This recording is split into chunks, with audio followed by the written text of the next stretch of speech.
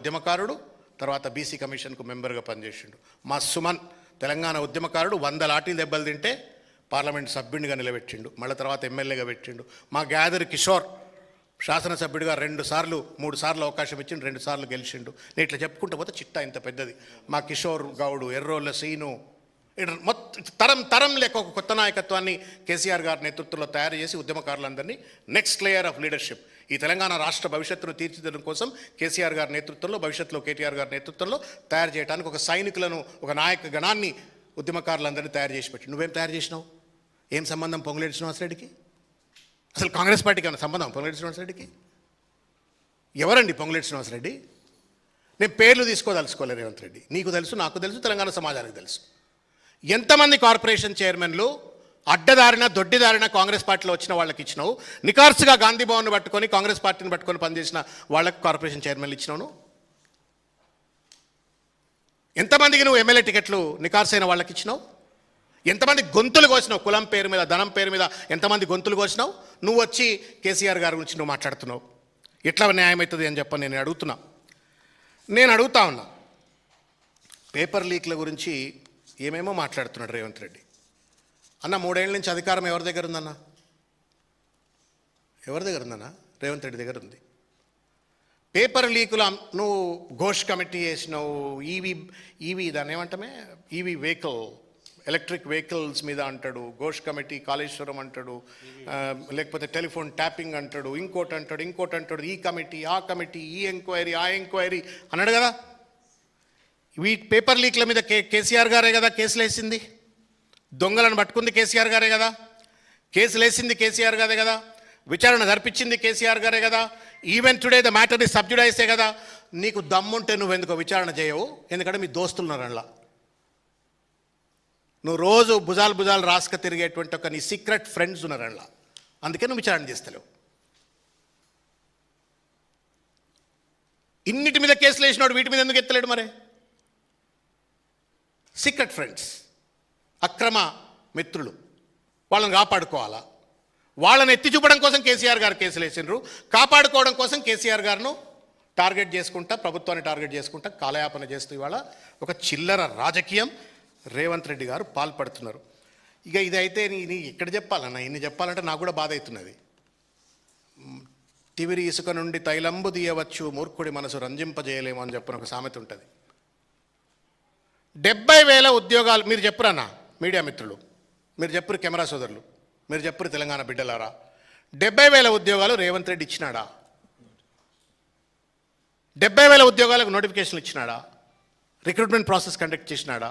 మొత్తం మీద ఈ 3 సంవత్సరాల కాలంలో రేవంత్ రెడ్డి గారు ఇచ్చిన ఉద్యోగాలు కేవలం 16 నుంచి 17,000 ఉద్యోగాలు మాత్రమే ఉంటాయి. నేను 2 లక్షల ఉద్యోగాలు ఇస్తా అని చెప్పి నేను వాగ్దానం చేస్తే వాట్ డస్ ఇట్ మీన్ అన్న? ఇట్ మీన్స్ దట్ నేను ఆ ఉద్యోగాల ఖాళీలను గుర్తించిన ఖాళీలను భర్తీ చేయడం కోసం ఒక రిక్రూట్మెంట్ ప్రాసెస్ ప్రక్రియ మొదలు పెడతా. అది మొదలుపెట్టి రిక్రూట్మెంట్ చేసి నేను 2 లక్షల కొత్త ఉద్యోగాలను నేను అపాయింట్మెంట్లు ఇస్తా. రేవంత్ రెడ్డి ఏం చేస్తుండు? ఏ దొడ్లే కడితేంది, నా దొడ్లే ఇంత చాలు. కేసీఆర్ గారు దొడ్లే కడితే ఏం కాదు, నా దొడ్లో ఇంత చాలు అన్నట్టున్నది. నీ దొడ్లే ఇన్నట్టు అనుకున్నట్టు ఇవాళ ఆయన కష్టపడి గుర్తించిన ఖాళీలు,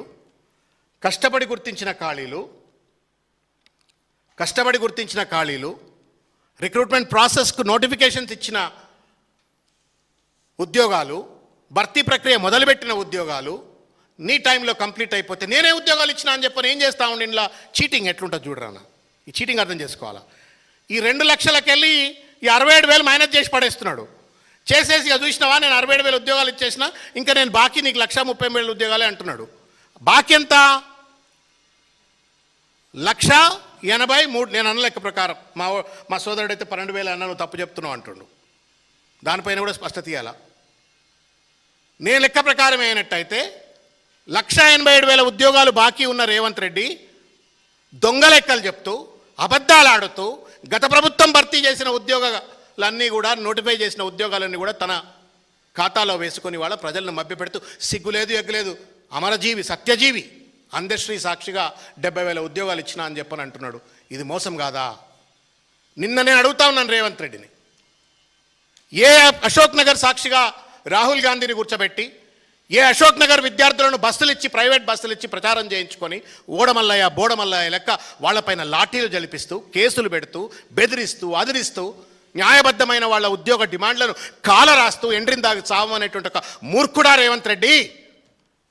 దమ్ముంటే రా చర్చకు. మా రాకేష్ వస్తాడు, ఉస్మాన్ యూనివర్సిటీ విద్యార్థి నాయకుడు. ఎవరు అవసరం లేదు నీతో పాటు. లేకపోతే అశోక్ నగర్లో ఉన్నటువంటి ఒక 2-3 విద్యార్థులతో నువ్వు చర్చ చేయి బిడ్డ. ఒప్పి నువ్వు కనుక 70,000 ఉద్యోగాలు ఇచ్చినాను, ముక్కు నెలకు రాసిన జీవితంలో మళ్ళీ రాజకీయంలో ఉండ. ఎవరిని మోసం చేస్తున్నావు రేవంత్ రెడ్డి? ప్రతిదానికి అన్న బిచ్చం వేసినట్టు. ప్రభుత్వ ఉద్యోగాలు భిక్ష కాదన్న. నేను when I see that symbolic gesture of giving the orders, నేను కష్టపడితే, నేను ఎగ్జామ్ రాస్తే, నేను పాస్ అయితే నాకు వచ్చిన ఉద్యోగం అది. దాన్ని నువ్వేదో నేను బిచ్చం ఇచ్చినట్టుగా లాల్ బహదూర్ స్టేడియంలో పెట్టి ఒక్కొక్కరిని లైన్లో నిలబెట్టి పట్టాలు ఇస్తున్నావు. మన I leave it your wisdom. But అది భిక్ష కాదు రేవంత్ రెడ్డి. నీ అవసరానికి ఉద్యోగస్తులను భర్తీ చేసుకుంటున్నావు. నువ్వు ఇస్తానన్న వాగ్దానాన్ని అమలు చేస్తున్నావు. దానికి ఏదో భిక్ష ఇస్తున్నట్టుగా రాజకీయ డ్రామాలు ఆడుతున్నావు. జీవో 29 నేను చాలాసార్లు చెప్పిన. గ్రూప్ 1 ఎగ్జామ్ ఎంత దుర్మార్గంగా కండక్ట్ చేసిండు. బీసీల, ఎస్సీల, ఎస్టీల గొంతు కోసే విధంగా జీవో 29 పట్టుకొచ్చిండు. తప్పుడు పద్ధతిలో నిర్వహించిండు. కోర్టుకు పోయినరు. పెద్ద పెద్ద అడ్వకేట్లను, అభిషేక్ సింఘ్వి లాంటి పెద్ద పెద్ద అడ్వకేట్లను పెట్టి జీవో 29ను అమలు పరుచుకునేటువంటి క్షుద్ర ప్రయత్నం, దుర్మార్గ ప్రయత్నం చేసిండు. తదనంతరం మెయిన్ పరీక్ష సర్వనాశనం చేసిండు. సిగ్గు ఎగ్గు ఉన్నోడు ఎవడైనా సరే, ఈ ప్రభుత్వానికి కనీసం మానవత్వం ఉన్నట్టయితే, జస్టిస్ రాజేశ్వరరావు గారు, హైకోర్టు జస్టిస్ రాజేశ్వరరావు గారు ఇచ్చిన single bench judgement is like a tight slap on the face of Revanth Reddy's government. ముఖం మీద చెంపదెబ్బది. పరీక్ష నిర్వహించరాట్లేదు రేవంత్ రెడ్డి నీకు. ఫర్గెట్ అబౌట్ బడి future city building, forget about AICT, forget about international schools. You are not able to conduct a TGPSC exam in an appropriate manner. 500 ఉద్యోగాలు గత ప్రభుత్వం ఇస్తే దాన్ని ఎక్స్టెన్షన్ నోటిఫికేషన్ అని ఇచ్చి గ్రూప్ 1 560 ఇచ్చిన. అది ఇల్లీగలే కండక్ట్ చేసినావు.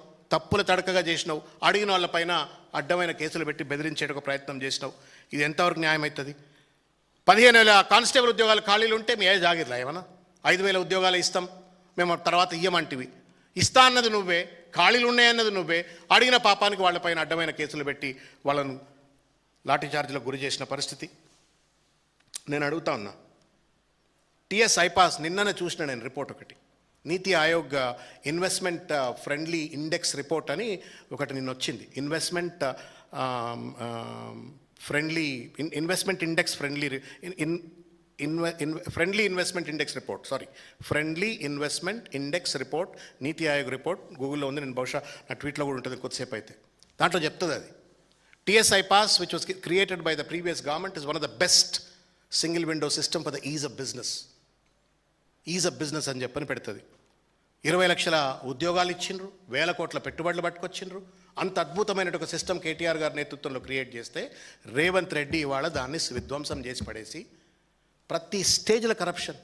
పెట్టుబడిదారులు రావాలంటే భయపడుతున్నారు. ఆంధ్రాకు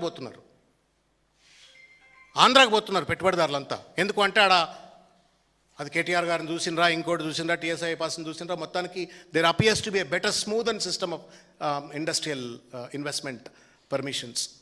పొల్యూషన్ సర్టిఫికేట్ పోతే కోట్లీ, చిన్న లైసెన్స్